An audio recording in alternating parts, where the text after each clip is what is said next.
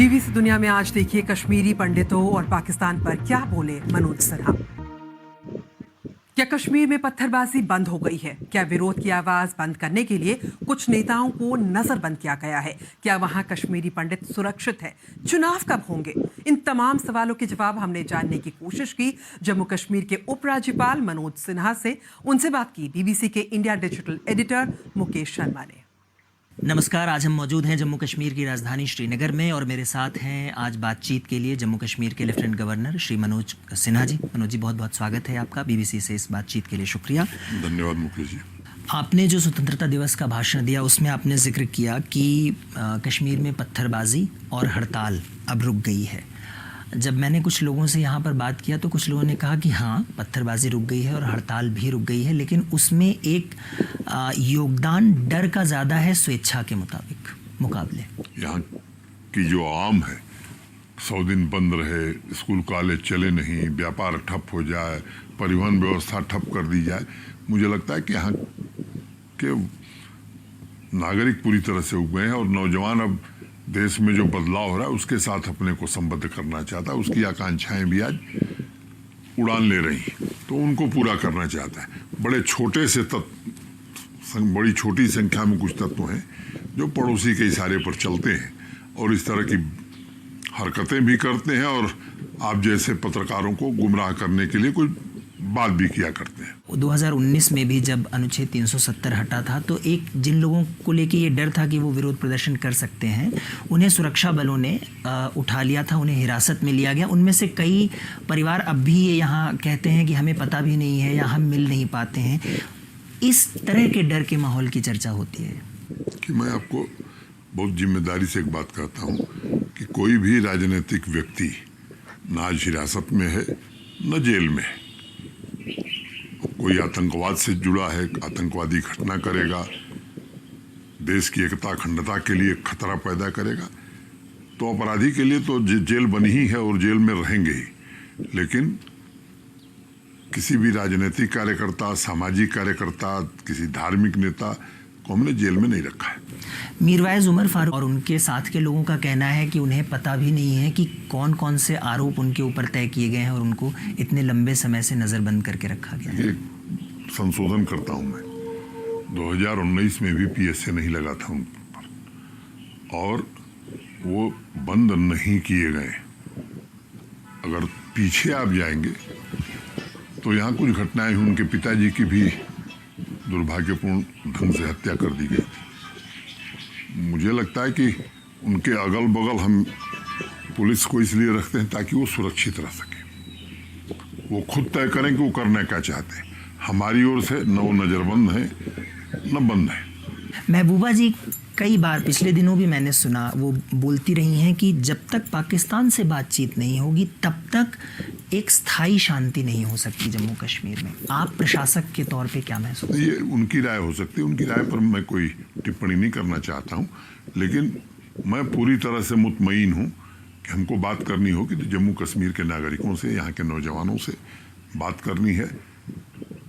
पाकिस्तान से बात करने की हम न कोई ज़रूरत समझते हैं न इससे कुछ होने वाला है। कश्मीरी पंडितों के पुनर्वास और अभी ही शोपियां में घटना हुई, पिछले कुछ समय में कश्मीरी पंडितों को निशाना बनाने की कुछ घटनाएं सामने आई हैं और ऐसा लग रहा है कि सरकार एक तरफ ये दावा कर रही है, प्रशासन ये दावा कर रहा है कि उनके पुनर्वास पर काम हो रहा है, जबकि दूसरी तरफ ऐसा लग रहा है कि उनको निशाना बनाकर एक ये संदेश देने की कोशिश की जा रही है कि ऐसा नहीं है।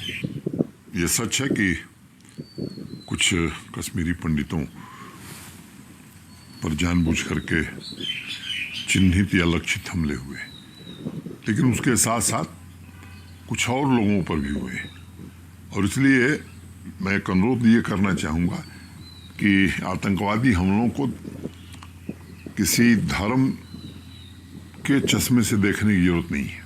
अगर कुल संख्या आप देखेंगे आतंकवाद के जो लोग शिकार हुए तो उनमें कश्मीरी मुसलमानों की भी संख्या है और किसी से कम नहीं, थोड़ा ज़्यादा ही होगी। निर्दोष लोग 125, 150 लोग हर साल यहाँ सड़क को मारे जाते थे। पिछले 3 वर्ष में सिक्योरिटी फोर्स की गोली से एक भी निर्दोष व्यक्ति नहीं मरा है। ये सामान्य बात नहीं है। पत्थरबाजी इतिहास की घटना हो गई। ये बंद हड़ताल काल रोज पाकिस्तान से फरमान आता था, दुकानें बंद हो जाती थी। आपने पिछले कुछ दिनों में चर्चा की है कि जिन लोगों पर आतंकवाद में शामिल होने का आरोप है, उनके परिजन अगर सरकारी नौकरी में हैं तो उनके ऊपर भी कार्रवाई हुई है, अभी पिछले ही दिनों हुई है। जो लोग निकाले गए हैं वो देश के खिलाफ काम करते रहे, उनके खिलाफ पर्याप्त सबूत हैं। आपराधिक आतंकवादी घटनाओं में सम्मिलित रहना, कई लोगों पर कई प्रकार के आरोप। तो एक भी बेगुनाह व्यक्ति नहीं निकाला गया है, निकाले गए हैं और आगे भी निकाले जाएंगे ऐसे लोग। जम्मू कश्मीर में चुनाव कब हो सकता है मनोज जी? गृह मंत्री जी ने संसद के पटल पर जवाब देते हुए बड़े स्पष्ट तौर पर कहा था कि पहले डिलिमिटेशन, फिर चुनाव, फिर अप्रोप्रिएट टाइम पर स्टेटहुड। डिलिमिटेशन का प्रोसेस पूरा हो गया, अब चुनाव होना है। आप जानते हैं कि हमारा देश संविधान से चलता है। चुनाव कौन कराएगा? चुनाव आयोग कराएगा, वो एक संवैधानिक संस्था है। अब चुनाव किस मतदाता सूची पर होगा? पुरानी मतदाता सूची 5-6 साल 7 साल पहले बनी थी, उस समय जो 11 साल का नौजवान था आज मतदाता हो गया है। क्या ऐसे आदमी को मताधिकार से वंचित करना चाहते हैं देश के तमाम लोकतंत्र के झंडा मर्दार लोग? तो मतदाता सूची का काम पुनर्निरीक्षण उसे कहते हैं, वो काम चल रहा है। मुझे लगता है चुनाव आयोग उचित समय पर निर्णय लेगा। आप तो एक सरकार के प्रतिनिधि भी यहाँ पर हैं, तो पूर्ण राज्य का दर्जा कब मिल सकता है? इसको लेके आपकी समझदारी? मैंने जवाब आपको दे दिया कि गृह मंत्री जी ने देश की संसद में कहा, delimitation first, assembly election second and third, statehood at appropriate time. Let the appropriate time come. मैं वही अप्रोप्रिएट टाइम समझने की कोशिश कर रहा हूँ कि आप समझदार हैं, आपको समझ में आ रहा है। अगले साल या उसके अगले साल आप कुछ भी सोच सकते हैं, अप्रोप्रिएट जब होगा कर दिया जाएगा। मनोज जी, बीबीसी से बात करने के लिए आपका बहुत बहुत धन्यवाद। धन्यवाद मुकेश जी, बहुत बहुत धन्यवाद। और इस इंटरव्यू को लेकर हुर्रियत कॉन्फ्रेंस ने एक ट्वीट कर कहा है कि मीरवाइज को लेकर मनोज सिन्हा गलत जानकारी फैला रहे हैं। हुर्रियत ने कहा है कि अगर मीरवाइज को गैर कानूनी तरीके से हिरासत में नहीं लिया गया है तो 26 अगस्त को उन्हें जुम्मे की नमाज अदा करने की इजाजत दी जाए। वहीं जम्मू कश्मीर के पूर्व मुख्यमंत्री उमर अब्दुल्ला ने भी इसी इंटरव्यू के एक हिस्से को ट्वीट करते हुए कहा है कि मनोज सिन्हा जिस सुरक्षा की बात कर रहे हैं, उसी सुरक्षा के नाम पर उन्हें उनके सहयोगियों को 4 अगस्त 2019 को नजरबंद कर दिया गया था। एक छोटा सा ब्रेक और चर्चित बिल्किस बानो गैंगरेप के 11 दोषियों को रिहा करने के गुजरात सरकार के फैसले पर विवाद बढ़ता जा रहा है। आज अहमदाबाद में महिलाओं ने इस फैसले के खिलाफ विरोध प्रदर्शन किया। 2002 के गुजरात दंगों के दौरान बिल्किस बानो सामूहिक बलात्कार और उनके परिवार के 7 सदस्यों की हत्या के मामले में उम्र कैद की सजा काट रहे 11 लोगों को गुजरात सरकार ने 15 अगस्त को रिहा करने का आदेश दिया था। इस फैसले का कई लोगों ने विरोध किया। बीबीसी से बात करते हुए बिल्किस बानो के पति याकूब ने इस फैसले पर निराशा जाहिर की थी। इस पूरे मसले पर और ज्यादा जानकारी दे रहे हैं अहमदाबाद से बीबीसी संवाददाता रॉक्सी गाकड़ेकर छारा। बिल्किस बानो गैंगरेप मामले में जो 11 लोगों को छोड़ा गया है, उस मामले को लेकर आज अहमदाबाद में कुछ महिलाएं जो है वो सड़कों पर आ गई थी। उनका कहना था कि ये जो 11 लोग जिन्हें छोड़ दिया गया है उन्हें वापस जेल में डाल देना चाहिए। दूसरी ओर बिल्किस बानो ने एक प्रेस नोट में ये कहा था कि इतने लंबे संघर्ष के बाद उन्हें ऐसे लग रहा है जैसे उनके हाथ में कुछ भी नहीं है और फिलहाल ये जो 11 लोग हैं वो जब जेल से बाहर है तो उनका चैन और सुकून खो गया है और वो चाहती हैं कि इन सभी लोगों को वापस जेल में डाल दिया जाए जिससे कि वो आराम से अपना जीवन बिता सके। बिल्किस बानो के पति याकूब रसूल से जब हमारी बात हुई तो उन्होंने ये कहा था कि वो कोई एक जगह पर बहुत समय तक नहीं रह सकते। उन्हें जो अपने मकान है वो बार बार बदल देना पड़ता है क्योंकि अगर एक जगह पर ज़्यादा समय तक रहेंगे तो उनकी और उनके परिवार की जान पर जोखिम बनती है।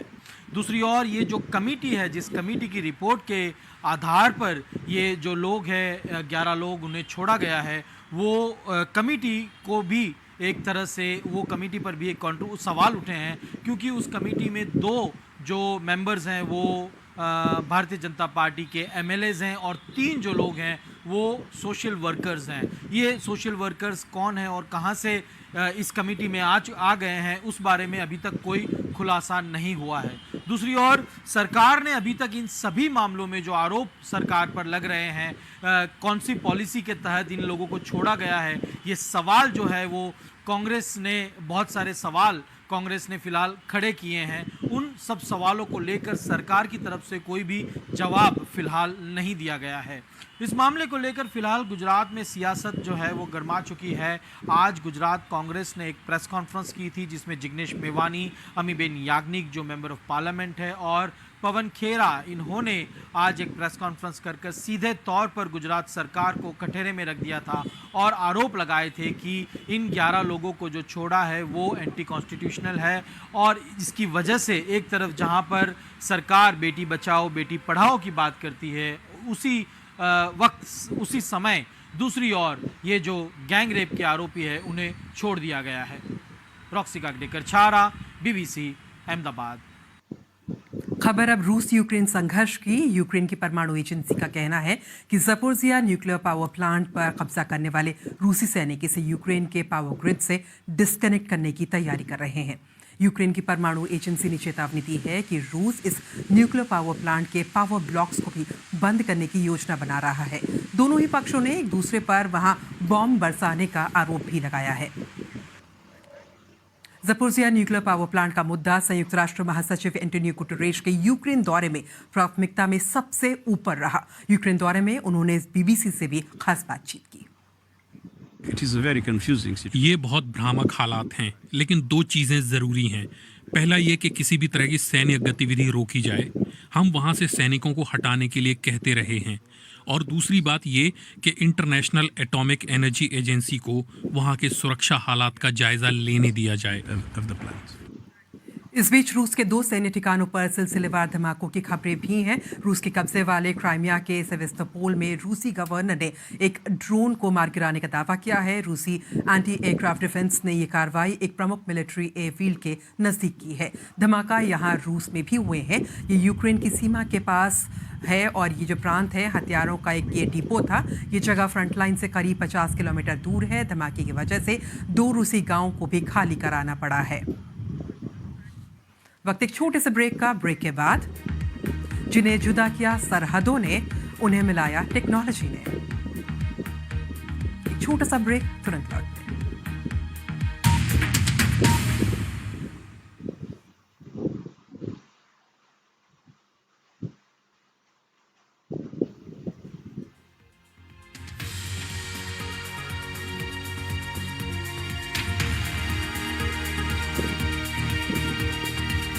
ने अपनों को खो दिया था। कई परिवार जुदा हो गए थे, लेकिन अब एक YouTube चैनल के जरिए एक परिवार मिला तो भावनाओं का ज्वार उमड़ पड़ा। देखिए BBC संवाददाता बुशरा शेख की रिपोर्ट।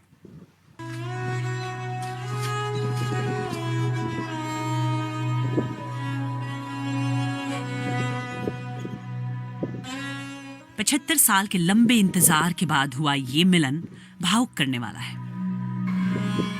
पाकिस्तान के अब्दुल खालिक और पंजाब के सरवन सिंह की ये मुलाकात 8 अगस्त को करतारपुर साहिब में हुई। मिलके बहुत खुश हुए हैं सारे ही जितने भी हैं। भतीजे देख के खुश होना ही होना सी, हर एक आदमी ने पता। 92 साल के सरवन सिंह, जिन्होंने बंटवारे के दौरान हुए दंगों में अपने परिवार के 22 सदस्यों को खो दिया था। जिसले बंटवारा होया मैं 17 साल का सी। पूरे परिवार दे इन्ने जी मर चुके हैं। मोहन सिंह सी जिन्हों के लै गया, कोई चक के लै गया, या एक बेलदार मेरा बाप कह लो। सरवन सिंह के भतीजे मोहन सिंह, जो उस वक्त सिर्फ 6 साल के थे, अब अब्दुल खलीक हो गए। गल्लां ये आपदियां करते रहे हैं मिल जुलने वालियां ते चाचा भी तो मम्मी जड़ियां भी गल्लां असां कीतियां ने सलूक दी कीतियां ने जिन्नियां भी हैं। वो मैनू अपना ही आ, चाहे वो मुसलमान हो गया चाहे वो सिख रह गया। पाकिस्तान के मोहम्मद जावेद और भारत के हरजीत सिंह ने सरवन सिंह को उनके भतीजे अब्दुल खालिक से मिलवाया। दोनों ही यूट्यूब के जरिए बंटवारों में अपनों से बिछड़े लोगों को मिलवाने की कोशिशों में जुटे हैं। बाबा जी ने बताया भी मेरा जो भतीजा है उनका नाम उस टाइम मोहन सिंह था, तो जो तकरीबन उस टाइम पे 6-6.5 साल का था, भी वो वहाँ पे गुम हो गया। मुझे कुछ भी उनके बारे में पता नहीं लगा। तो ये हो सके तो मुझे मेरे भतीजे से मिलाया जाए। बाबा जी की वीडियो पहले मैंने बनाई थी, उसके बाद पाकिस्तान में, और उसके बाद हमने मेल कराया और अब जाकर 8 तारीख को बाबा जी मिल के आया। तकरीबन 8 महीने लगे हैं जो हमारा प्रोजेक्ट था उसे पूरा होने के लिए। कार्यक्रम से जुड़े किसी भी टॉपिक पर आप मुझे ट्वीट कर सकते हैं। मेरा ट्विटर हैंडल है @पायल भुयन।